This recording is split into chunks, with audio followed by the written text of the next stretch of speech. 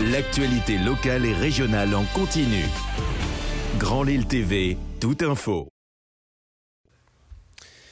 Mardi 12 juillet, bonjour à toutes et à tous et bienvenue sur Grand Lille TV. Merci de votre fidélité. En images en 7 minutes, toute l'actualité est de cette journée de ce mardi avec d'abord vos prévisions en météo et une situation qui pourrait bel et bien se dégrader. Aujourd'hui, les nuages vont reprendre le dessus. Des averses sont même à craindre par moments dans la région selon Météo Service. Le soleil pourrait tout de même faire son apparition, mais le temps restera dans l'ensemble assez mitigé. Côté température, comptez seulement 19 à 20 degrés cet après-midi pour les températures maximales. La première information dans l'actualité aujourd'hui, c'est ce nouveau rebondissement dans l'affaire des suicides chez France Télécom. Le parquet de Paris a en effet demandé la semaine dernière à plusieurs dirigeants de la société de se présenter au tribunal correctionnel pour harcèlement moral.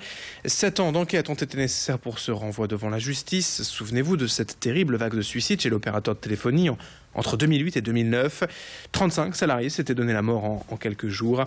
À l'époque, il semblerait que le plan de réorganisation fût la cause de ces drames. Exemple avec Yves, habitant de Libercourt et partie civile dans ce procès. Il était cadre dans l'entreprise et dirigeait une entreprise d'une vingtaine de personnes avant d'être transféré sans raison, selon lui, au service client, simplement chargé de répondre au téléphone. Il a vécu plusieurs années en dépression et vécu des arrêts maladie à répétition. Il attend forcément beaucoup de ce procès et les explications des dirigeants. Écoutez son témoignage recueilli par Clotilde Leguévac. D'un seul coup, on vous tire un coup de fusil, on vous descend, quoi. Donc, ce qui s'est passé, je l'ai très très mal vécu sur le coup.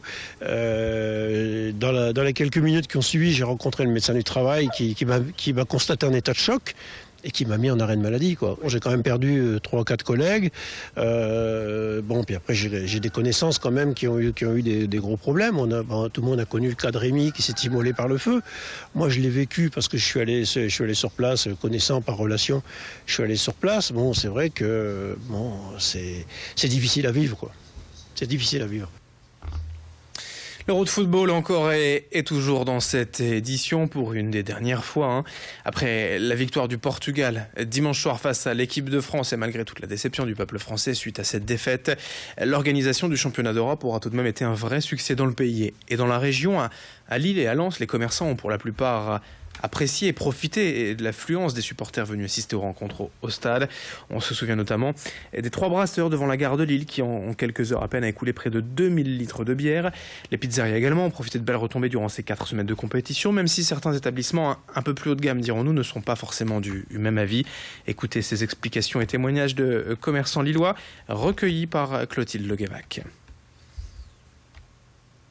Pour l'Euro, on n'a pas vraiment eu une grosse répercussion en termes de clientèle. On n'a pas eu plus de monde. Le midi, on a eu quelques supporters qui venaient manger, mais pas plus que ça. Le genre d'établissement qui pourrait fonctionner pour l'Euro, c'est peut-être plus des bars. En termes de restauration, je ne suis pas sûr qu'il y ait vraiment de quoi satisfaire le supporter. En tout cas, dans le Vieux-Lille, on va aller plus dans le centre-ville où c'est plus une cuisine un peu plus abordable et plus éclectique, on va dire. L'actualité en bref également dans ce journal, on l'a appris hier après-midi, le décès d'Alain, un Faugaré, ancien maire de Wattrelos, à la tête de la commune de 1971 à 2000.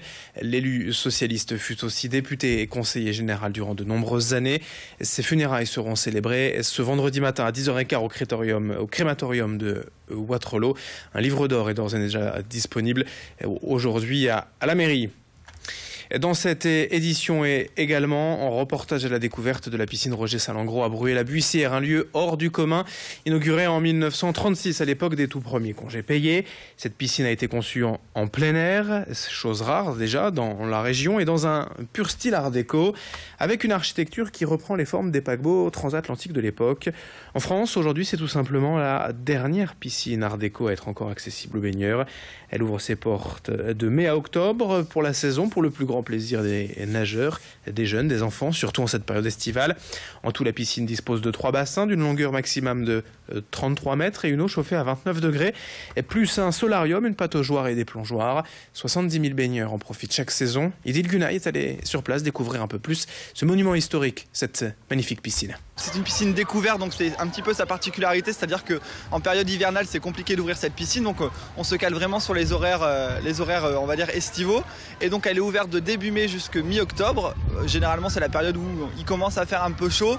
Donc mai-juin, c'est la période qui est principalement réservée pour les scolaires.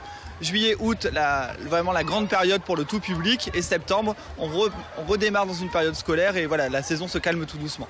En moyenne, on est sur 5 mètres nageurs par séance parce que c'est des bassins qui sont relativement longs, 33 mètres 33, avec 3 bassins, donc 700 personnes dans l'eau, il faut les surveiller.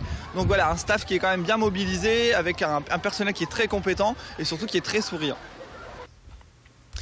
Pour terminer, 2 infos en football. D'abord, la reprise pour le LOSC. C'était ce week-end, le premier des matchs amicaux de préparation dimanche et une victoire courte, 1-0 pour les Dogs face à Dunkerque, club de national.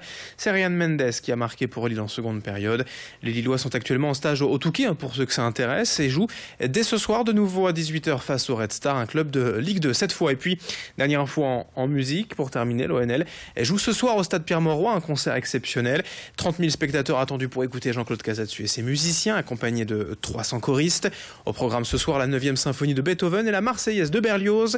Grand Lille TV s'associe à l'événement puisque ce soir sera rediffusé sur notre antenne le concert des 40 ans de l'ONL au stade Pierre-Mauroy. C'était en juillet l'année dernière.